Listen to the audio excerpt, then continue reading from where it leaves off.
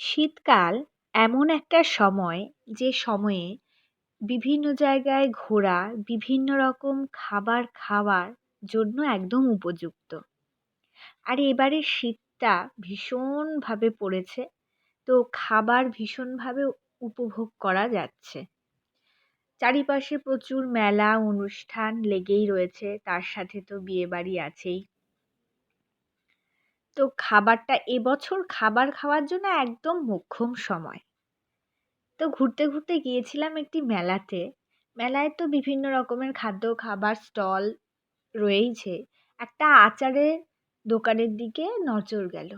এত রকমের আচার এই দোকানটাতে রয়েছে, মানে ভাবাই যাচ্ছিল না। আমরা ছোটবেলায় তো বিভিন্ন মেলাতে ঘুরেছি।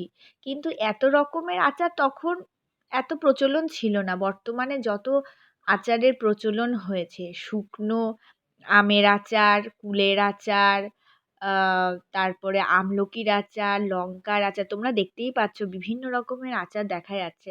তো খেতেও টেস্টি, খেতে খারাপ তা নয়, খেতেও ভীষণই সুস্বাদু এবং দেখতেও একদম চোখ তৃপ্ত করার মতন। এত সুন্দর আচার।